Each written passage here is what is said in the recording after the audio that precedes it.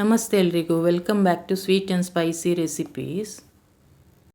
ಇವತ್ತು ನಾವು ತುಂಬ ಕಡಿಮೆ ಎಣ್ಣೆಯಲ್ಲಿ ಅಂದರೆ ಕೇವಲ 4 ಸ್ಪೂನ್ ಎಣ್ಣೆ ಬಳಸಿ ಕ್ರಿಸ್ಪಿ ಆಗಿರುವಂಥ ಅವಲಕ್ಕಿ ಮಿಕ್ಸ್ಚರ್ ಮಾಡೋದು ಹೇಗೆ ಅಂತೇಳಿ ನೋಡೋಣ. ಇದನ್ನು ನಾನು ತೆಳು ಅವಲಕ್ಕಿಯಲ್ಲಿ ಮಾಡ್ತಾ ಇದ್ದೀನಿ. ಅದಕ್ಕೆ 2 ಕಪ್ನಷ್ಟು ಅವಲಕ್ಕಿ ತೊಗೊಂಡಿದ್ದೀನಿ ನೋಡಿ. ಇದನ್ನು ಮೊದಲಿಗೆ ಜರಡಿಗೆ ಹಾಕಿ ಕ್ಲೀನ್ ಮಾಡ್ತಾ ಇದ್ದೀನಿ.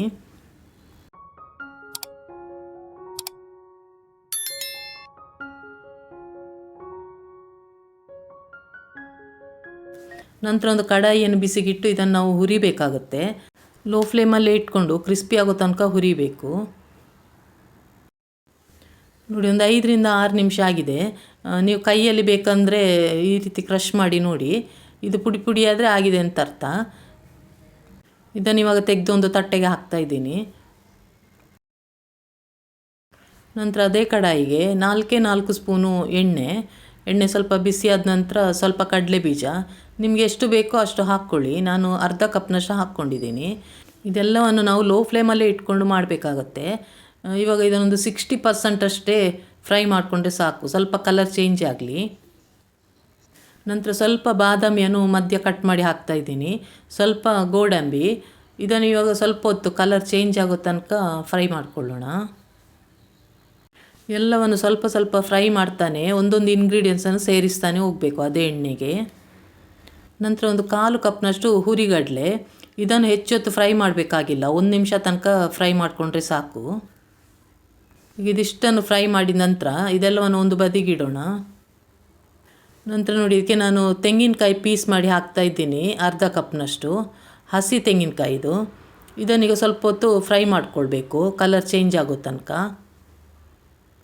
ಸ್ವಲ್ಪ ಗೋಲ್ಡನ್ ಕಲರ್ ಬರೋ ತನಕ ಫ್ರೈ ಮಾಡಬೇಕಾಗತ್ತೆ ನೋಡಿ. ಇದೀಗ ಇಷ್ಟ ಆದ ನಂತರ ಇದಕ್ಕೆ 2 ಹಸಿಮೆಣಸನ್ನು ನಾನು ಚಿಕ್ಕದಾಗಿ ಕಟ್ ಮಾಡಿ ಹಾಕ್ತಾಯಿದ್ದೀನಿ.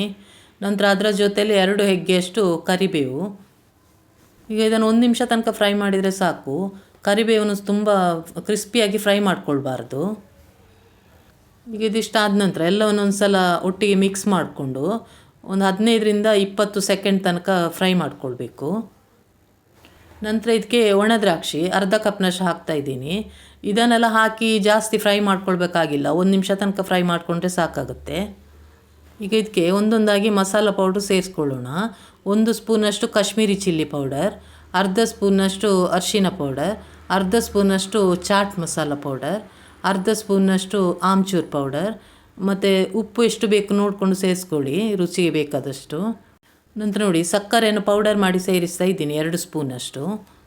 ನೋಡಿ, ನಿಮಗೆ ಹೊರಗಡೆಯಿಂದ ತಂದ ಮಿಕ್ಸರ್ನ ಟೇಸ್ಟ್ ಬರಬೇಕಂದ್ರೆ ಇಷ್ಟೆಲ್ಲ ಇಂಗ್ರೀಡಿಯೆಂಟ್ಸ್ ಹಾಕಬೇಕಾಗತ್ತೆ. ಇದನ್ನು ಒಂದು ಸಲ ಮಿಕ್ಸ್ ಮಾಡಿದ ನಂತರ ನಾವು ಹುರಿದಿಟ್ಟಿರುವಂಥ ಅವಲಕ್ಕಿಯನ್ನು ಸೇರಿಸ್ಕೊಳ್ಬೇಕು. ಈಗ ಇದನ್ನು ನಿಧಾನಕ್ಕೆ ಮಿಕ್ಸ್ ಮಾಡ್ಕೊಳ್ಬೇಕು.